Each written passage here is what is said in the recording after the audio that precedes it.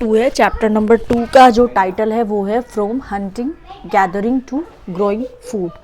तुषार की train journey. Tushar एक ये स्टूडेंट है। तुषार की क्या होती है कि एक ट्रेन की जर्नी ये लेता है दिल्ली से, कहाँ पे, चेन्नई में, क्योंकि उसके कज़न की वेडिंग है। सो ये ट्रैवल कर रहे हैं ट्रेन से और वो इमेजिन करता है to squeeze into the window seat. उसकी जो नोज़ है वो ग्लू हो जाती है ग्लास पे। तो जैसे वो देख रहा है ट्रीज और हाउसेस जो है वो उसके पीछे जा रही है, ट्रेन आगे जा रही है, तो ऐसा लग रहा है कि वो लोग पीछे की तरफ मूव कर रहे हैं। उसके अंकल उसके जो शोल्डर है उस पर टैप करते हैं और कहते हैं कि क्या आपको पता है कि ट्रेन 150 साल पहले आई थी? That people began using buses a few decades later. क्या कर रहे हो? तुषार थोड़ा सा वंडर करता है कि लोग जब वे ट्रैवल नहीं कर पाते थे क्विकली एक जगह से दूसरी जगह तक, तो अपनी जो लाइफ है क्या वो एक ही जगह गुजार देते थे जहाँ वो रहते थे? वो ये सोचता है। अब हम देखेंगे अर्लीस्ट लोगों के बारे में। Why were they on the move. हमें पता है कि जो लोग सब कॉन्टिनेंट में रहते थे वो लगभग 2 मिलियन ईयर्स अगो से रहते थे। मतलब 1 मिलियन का होता है 10 लाख, 10 लाख, राइट, 1 मिलियन। अब आप 2 मिलियन का लगा लो, 20 लाख, 20 लाख साल पहले से वो रह रही है। आज हम डिस्क्राइब करते हैं उनको कि वो हंटर गैदरर्स थे। हंटर गैदरर्स वो लोग जो हंटिंग करके और खाने को गैदर करके अपना खाना खाते थे, जैसे बेसिकली बहुत सारे जानवर है या परिंदे खाते हैं। खाना ना बना के वो ऐसे ही पेड़ों का कोई फल खा लिया, हंटिंग कर ली, किसी का शिकार कर लिया। तो ये नाम आता है उस तरीके से जिस तरह से वो अपना खाना ऑब्टेन करते थे। जनरली वाइल्ड एनिमल्स होते थे उस टाइम पे, ठीक है। वो फिश को पकड़ के खाते थे, कॉट करके, बर्ड्स को खाते थे, फ्रूट्स को लेते थे, जो रूट्स हैं जैसे कि कैरेट है आपका, ठीक है, नट्स है, स्वीट पोटैटो है, सीड्स है, लीव्स है, स्टॉक्स है और एग्स है, इन सबको ये लोग खाते थे। अब यहाँ पे है कि हंटर गैदरर्स वो एक जगह से दूसरी जगह तक मूव करते थे। यहाँ पे बहुत सारे रीज़न है इसके लिए। अगर वो एक ही जगह स्टे करते वन प्लेस पे लॉन्ग टाइम पे, तो वो सारी रिसोर्सेज को जो अवेलेबल है वो खा लेते, राइट, प्लांट की भी और एनिमल रिसोर्सेज की भी। इस वजह से उनको अपने खाने की तलाश में जाना पड़ता है।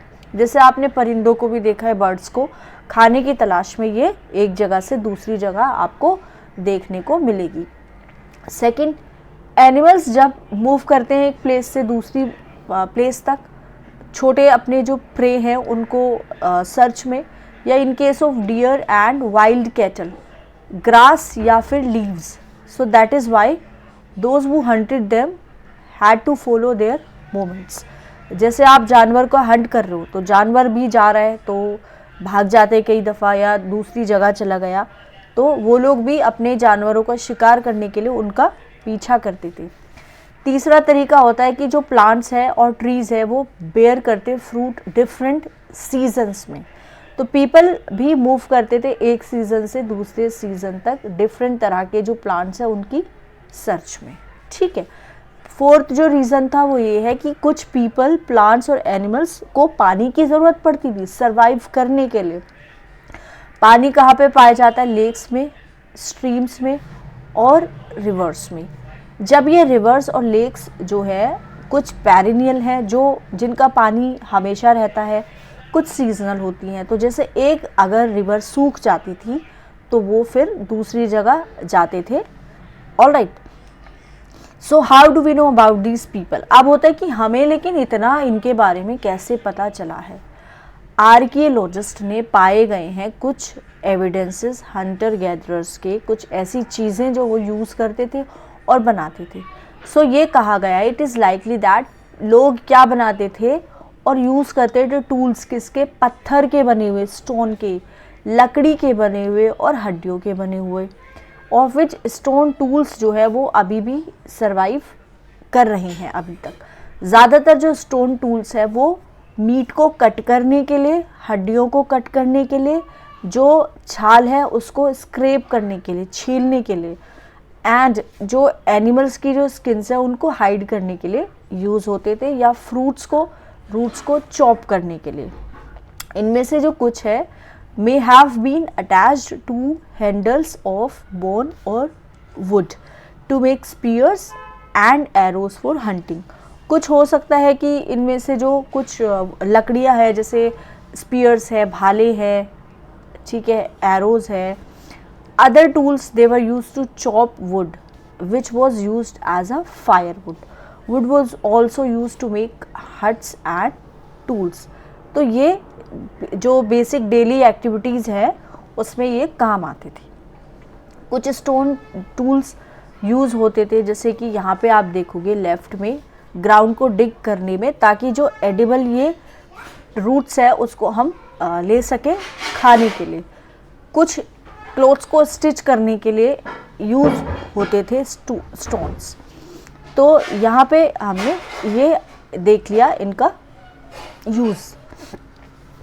अब आता है choosing a place to live इन।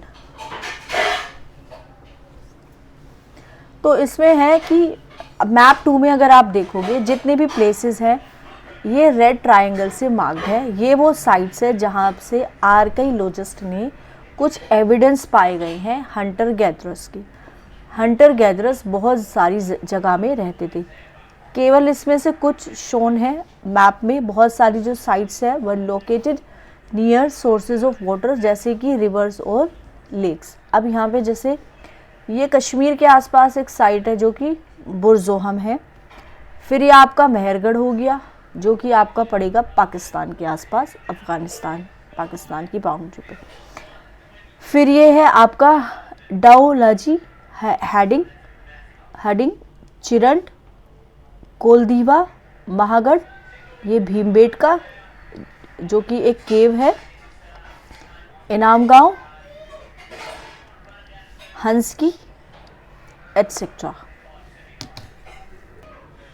इसमें से जो रेड वाली साइड से है वो है पैलियोलिथिक। देखिए जो स्टोन एज है, स्टोन एज को 3 पार्ट में डिवाइड कर दिया है। पहला है पैलियोलिथिक, दूसरा है मेसोलिथिक और थर्ड है नियोलिथिक। पैलियो का मतलब होता है पुराना, मीज़ो का मतलब होता है बीच का, और नियोलिथिक जो कि अभी रिसेंट जो है। और कुछ यहाँ पे मॉडर्न सिटीज़ का भी मैप दिया हुआ, स्केल किया हुआ है। स्टोन टूल्स जो थे बहुत ही इम्पोर्टेंट थे। People tried to find places जहाँ पे अच्छी क्वालिटी जो है स्टोन के वो इजीली अवेलेबल हो। भीमबेटका जो आपका मध्य प्रदेश में है, ये एक ओल्ड साइट है। यहाँ पे भीमबेटका में केव्स हैं और कुछ रॉक शेल्टर्स हैं। भीमबेटका में लोग रहते थे ऐसी नेचुरल केव्स में, बिकॉज ये तो उनको शेल्टर देता था रेन से, हीट से और विंड से। ये जो रॉक शेल्टर्स हैं are close to the Narmada valley. तो पहले क्योंकि लोगों को पता नहीं था, घर का कंस्ट्रक्शन नहीं होता था, सेटलमेंट्स नहीं हुए थे परमानेंट जो हम बोलते हैं, इसलिए लोग प्रेफर करते थे कि जो नेचुरल जो केव्स हैं या फिर रॉक शेल्टर्स हैं वहाँ पे वो रहे। अब एक पेंटिंग यहाँ से मिली है एक रॉक शेल्टर से। इस पेंटिंग को आपको डिस्क्राइब करना है। ये एक आपको एनिमल दिख रहा है और ये आपको दिख रहा है यहाँ पे हंटर। तो बहुत सारी जो केव्स हैं जिसमें ये लोग रहते थे उनमें ऐसी पेंटिंग आपको मिलेगी वॉल्स पे। कुछ एग्जाम्पल है जैसे मध्य प्रदेश और जो सदर्न उत्तर प्रदेश है। ये जो पेंटिंग्स है ये वाइल्ड एनिमल्स को दिखाती हैं ग्रेट एक्यूरेसी और स्किल के साथ। यहाँ पे ये आपको पेंटिंग मिलेगी देखने को। ये पिक्चर आप जो देख रहे हैं ये है आपकी केव है। अब जैसे साइट्स की बात करें, साइट्स वो प्लेसेस है जहाँ पे रिमेन्स किसके, चीज़ों के, जैसे कोई टूल्स, कोई पॉट्स, कोई बिल्डिंग्स वो पाए गए हैं। ये जो है ये बने गए थे किसके, used and left behind by people. These may be found on the surface of the earth, या फिर buried under the earth or sometimes even underwater. You will learn more about different sites in later chapter. Kurnool की जो केव है, भीमबेटका हमने देख ली मध्य प्रदेश में, कुरनूल देखेंगे कहाँ पे है। यहाँ पे ऐश के ट्रेसेस आपको मिले हैं, तो ये सजेस्ट करता है कि लोग फैमिलियर थे फायर के साथ। फायर जो है वो यूज़ हुई है बहुत डिफरेंट चीज़ों के लिए, as a source of light, या फिर मीट को रोस्ट करने के लिए, या फिर जो एनिमल्स है उनको डराने के लिए। अब यहाँ पे जो आर्कियोलॉजिस्ट थे उन्होंने इसका लेंथी नेम्स दिया है उस टाइम के लिए जो हम स्टडी करते हैं। जैसे कि सबसे पहले पैलियोलिथिक, ये 2 ग्रीक वर्ड से आता है। पैलियो का मतलब होता है ओल्ड और लिथोस का मतलब होता है stone. Name points to the importance of finds of stone tools. Palaeolithic period extend होता है 2 मिलियन साल से कहाँ तक, लगभग 12,000 साल पहले तक। 20 लाख साल पहले से 12,000 साल पहले का जो पीरियड है वो पैलियोलिथिक है। इस तरह की जो लॉन्ग स्ट्रेच है टाइम का वो डिवाइडेड है मिडिल, लोअर और अपर पैलियोलिथिक में। 99% जो ह्यूमन हिस्ट्री है वो हमारी इसी पीरियड की है। जो पीरियड हम when we find environmental changes 12,000 साल पहले से अब तक 10,000 साल पहले तक कुछ एनवायरमेंटल चेंजेस हुए थे जिसको हम मेसोलिथिक बोलते हैं। सो मेसोलिथिक का मतलब होता है स्टोन टूल्स जो इस पीरियड में पाए गए हैं। जनरली क्या है, वो टाइनी है and they are called as microlith.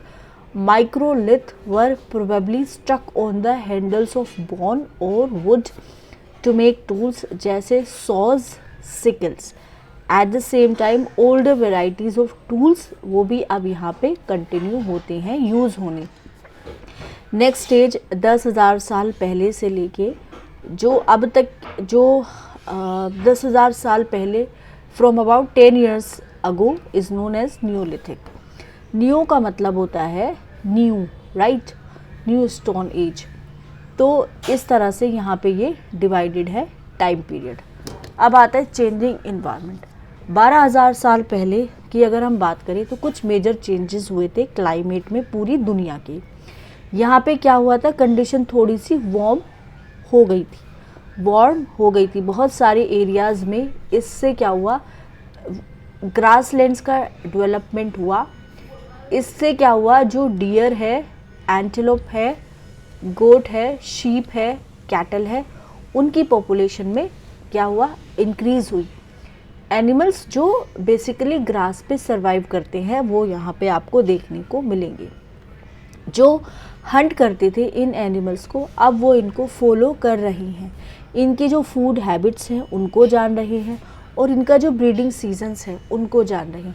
So it is likely that ये हेल्प कर रहा है लोगों को सोचने को स्टार्ट करने के लिए कि लोग अब आप हर्डिंग और रियरिंग की तरफ आए।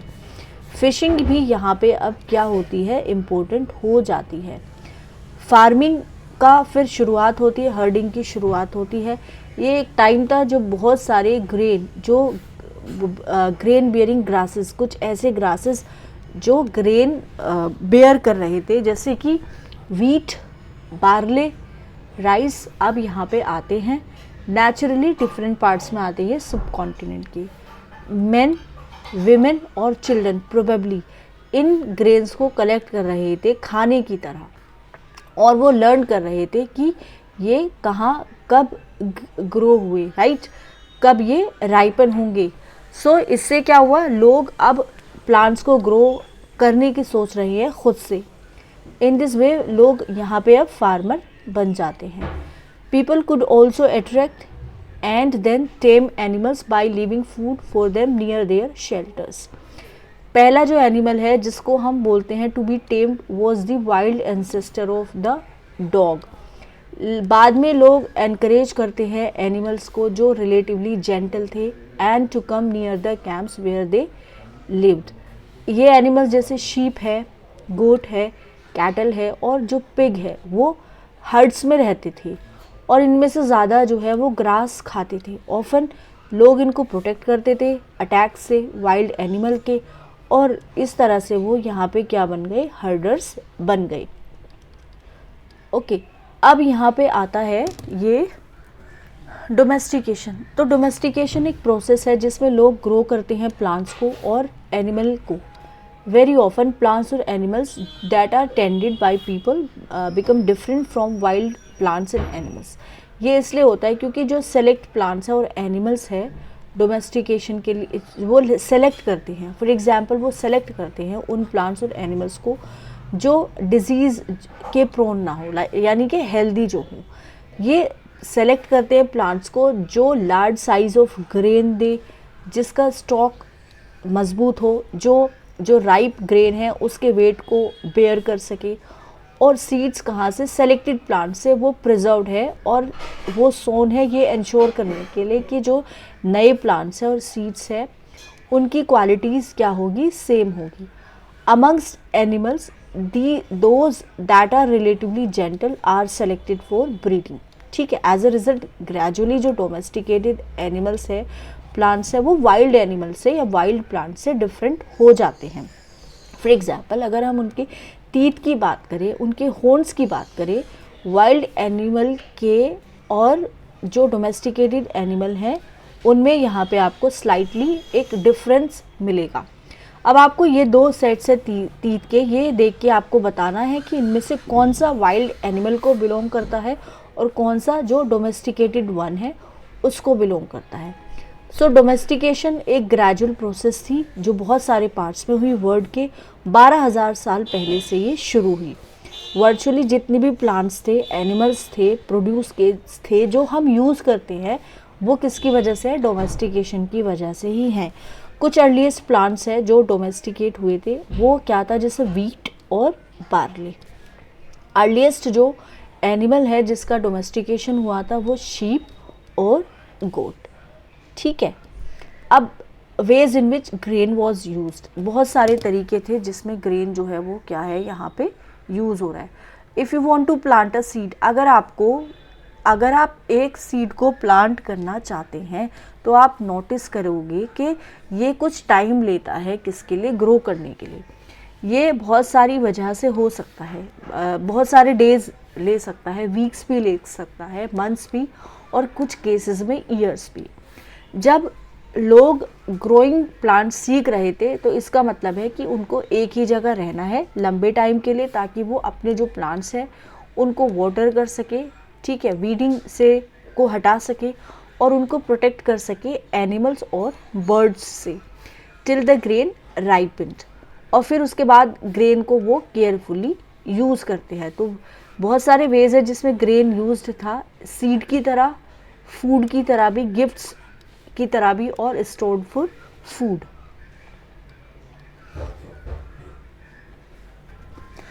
जैसे ग्रेन को स्टोर्ड होना है फूड के लिए भी और सीड के लिए भी, तो लोगों को अब स्टोरिंग करने के तरीके ढूंढने पड़े। बहुत एरियाज़ में वो लार्ज क्ले के जो पॉट्स हैं उनको उन्होंने बनाया, बास्केट्स को बुना और जो पिट्स हैं उनको डग किया ग्राउंड में। क्या आपको लगता है हंटर गैदरर्स जो है would have made and used pots? नहीं, उनको देखिए कोई ज़रूरत नहीं थी हंटर गैदरर्स को पॉट्स बनाने की, क्योंकि वो तो डायरेक्टली प्लांट्स पे डिपेंडेंट थे। और जो वो, क्योंकि हंटर गैदरर्स क्या करते थे, अपना फूड गैदर करके खाते थे, कल्टीवेशन यहाँ पे नहीं होती थी। रियरिंग एनिमल्स मल्टीप्लाई करते हैं नेचुरली। बिसाइड्स अगर वो उनको हम केयरफुली देखें तो वो हमें मिल्क प्रोवाइड करते हैं। ये एक इम्पोर्टेंट सोर्स है फूड का और मीट का जब भी रिक्वायरमेंट होती है। दूसरे वर्ड्स में अगर हम कहें, animals are reared can be use as a store of food. खाने से अलावा दूसरे जो चीज़ें हैं जहाँ पे आपने ऑब्टेन किया है एनिमल से, वो आप बताओ। What are animals use for today? तो आप ये बताओ। Finding out about the first farmers and herders. आप नोटिस करोगे कि बहुत सारे ब्लू स्क्वायर्स यहाँ पे, हर एक जो मार्क है वो साइट है जहाँ से आर्कियोलॉजिस्ट ने कुछ एविडेंस पाए हैं अर्ली फार्मर्स और हर्डर्स के। ये पाए गए हैं पूरे सब कॉन्टिनेंट में। इनमें से कुछ इंपॉर्टेंट वन जो है वो नॉर्थ वेस्ट में है, कुछ प्रेजेंट डे कश्मीर में है, और कुछ ईस्ट में है, और कुछ साउथ इंडिया में है, राइट। तो अगर आपको ये फाइंड करना है कि ये whether these sites were settlements of farmers and herders, scientist study evidence of plants and animal bones. एक मोस्ट एक्साइटिंग फाइंड जो इंक्लूड्स करता है बर्न्ड ग्रेन, जला हुआ ग्रेन मिला है। These may have been burned accidentally और ऑन पर्पस। साइंटिस्ट आइडेंटिफाई कर सकते हैं इन ग्रेन्स को, और सो वी नो दैट कि बहुत सारी जो क्रॉप्स है वो यहाँ पे ग्रो हुई थी डिफरेंट पार्ट्स में सब कॉन्टिनेंट के। So they can also identify the bones of different animals, क्योंकि उनको पता है कि ये कौन से एनिमल की बोन हो सकती है। Towards a settled life, archaeologist ने पाया है कि कुछ ट्रेसेस मिले हैं हट्स के या फिर हाउसेस के कुछ साइट्स में, जैसे बुर्जा होम जो प्रेजेंट डे कश्मीर में है, वहाँ पे लोग पिट हाउसेस बनाते थे, गड्ढा खोद के ग्राउंड में। उसमें कुछ स्टेप्स होते थे जो उनके जो पिट हाउसेस है उनकी तरफ जाते थे। तो ये उनको एक तो शेल्टर दे रहा है सर्दियों में, और आर्कियोलॉजिस्ट ने ये भी पाया है कि कुछ कुकिंग हर्थ भी मिले हैं अंदर भी और बाहर भी हट्स की, जो ये सजेस्ट करता है कि वेदर पे लोग डिपेंड होके या तो खाना अंदर बनाते थे इंडोर्स या फिर आउटडोर्स। कुछ स्टोन टूल्स भी पाए गए हैं बहुत सारी साइट से, और many of these are different from the earlier palaeolithic tools, that is why they are known as neolithic tool. Neolithic tool की जो खासियत थी, एक ये थी कि ये पॉलिश्ड थे, इनमें एक फाइन कटिंग एज दी गई थी। इसमें मोटर्स और पेसल्स हमको मिले हैं जो ग्रेन को ग्राइंड करने के लिए यूज़ होता है, और दूसरा अदर प्लांट प्रोड्यूस।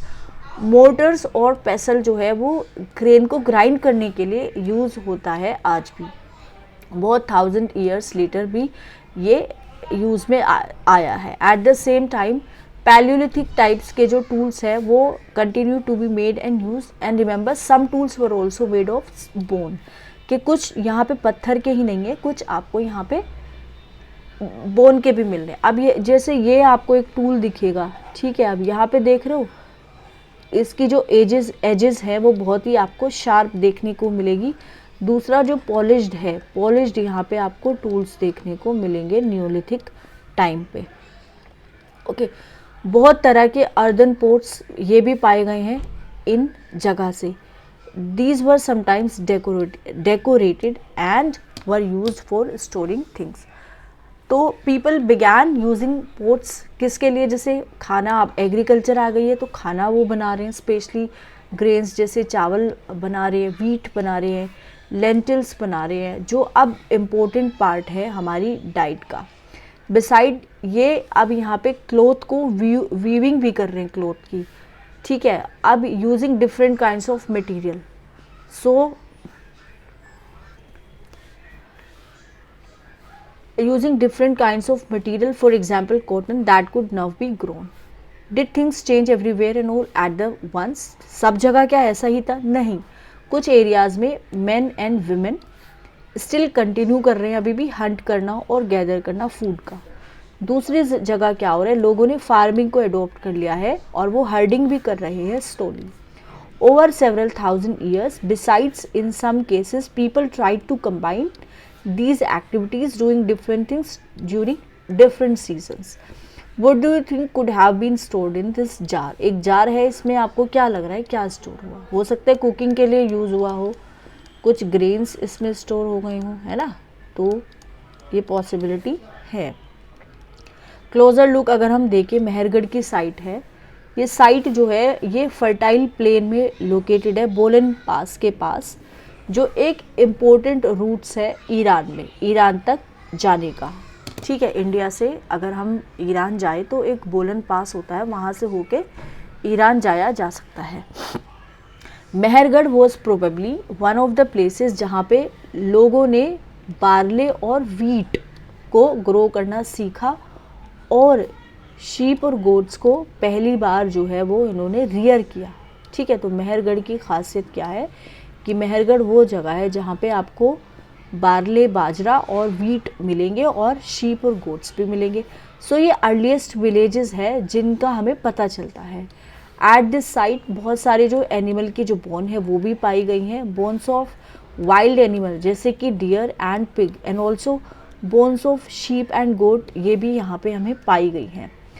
एक जो दूसरा फाइंड्स जो है मेहरगढ़ में वो इंक्लूड करता है कि यहाँ पे या तो आपको स्क्वायर शेप में घर मिलेंगे या फिर रेक्टेंगुलर शेप में। हर एक हाउस के 4 या 4 से ज़्यादा कंपार्टमेंट होते थे, some of which may have been use for storage. ऐसा लग रहा है कि दूसरा जो कंपार्टमेंट है कि वो स्टोरेज के लिए यूज हो। अब हाउस है ये मेहरगढ़ में, this is what a house in Mehrgarh may have looked like. In what ways is this house similar to the one in which you live today? So एक ये बैरियल है कहाँ से, मेहरगढ़ से। अब आपको आइडेंटिफाई करना स्केलेटन्स किसका, गोट्स का। तो ये तो ह्यूमन का है और ये हमें लग रहा है गोट्स का स्केलेटन, ये वाला और ये वाला, ठीक है। जब लोग मरते थे तो उनके जो रिलेटिव्स होते थे और फ्रेंड्स वो उनको रेस्पेक्ट देते थे, लोग जो है उनके लिए उनका ख्याल रखते थे और लोग ये कहते थे कि मरने के बाद भी ज़िंदगी है। तो बैरियल एक तरह का अरेंजमेंट है। कुछ बैरियल साइट्स जो है वो पाई गई है मेहरगढ़ में। इन वन इंस्टांस जो डेड पर्सन था was buried with goats which were probably meant to serve as food in the next world। ठीक है, अब ये कुछ कीवर्ड्स है, hunter gatherers, site, habitation, factory, palaeolithic, mesolithic, microliths, domestication, farmers, herders, neolithic and burials. ये आपको अब imagine करना है कि आप रोक शेल्टर में रहते हैं 12,000 साल पहले। अंकल जो है वो पेंटिंग कर रहे हैं कुछ इनर वॉल्स पे केव की एंड आप उनको हेल्प करना चाह रहे हो। So you want to mix the colours, draw the lines, fill in the colours, what are the stories he might tell you. Hunting की स्टोरीज बता सकते हैं, 12,000 साल पहले का है तो हंटिंग चलती थी पहले, है ना, 12,000 साल पहले भी हंटिंग चलती थी, right. Hunter gatherers chose to live in caves and rock shelters because क्यों, ये आपको बताना है। grasslands developed around 12,000 years ago, ठीक है। why do people who grow crops have to stay in the same place, ये भी आंसर आपको बताने हैं। और कुछ अगर डाउट्स है, क्वेरी है तो आप कमेंट सेक्शन में मुझे बता सकते हैं। कुछ इंपॉर्टेंट डेट्स देख लेते हैं। मेसोलिथिक का जो पीरियड है वो 12,000 से 10,000 साल तक का रहा है। डोमेस्टिकेशन रही है 12,000 साल पहले से। सेटलमेंट जो मेहरगढ़ में आपको देखने को मिलेंगे 8,000 साल पहले से, और न्यूलिथिक की जो है वो 10,000 साल पहले। 12 से 10 मीज़ो, फिर न्यूलिथिक 10,000 साल पहले, 8,000 साल पहले ईरान वाला जो रास्ता है बोलन पास, वहाँ पे आपको क्या देखने को मिला है, मेहरगढ़ पे सेटलमेंट्स। और डोमेस्टिकेशन लगभग 12,000 साल पहले से ही हुआ है, ठीक है। तो ये लेक्चर यहाँ पे ख़त्म हो चुका है सेकंड चैप्टर का। अब हम पढ़ेंगे थर्ड चैप्टर। तो अगर लेक्चर पसंद आ रहे हैं लाइक करो, शेयर करो ज़्यादा से ज़्यादा।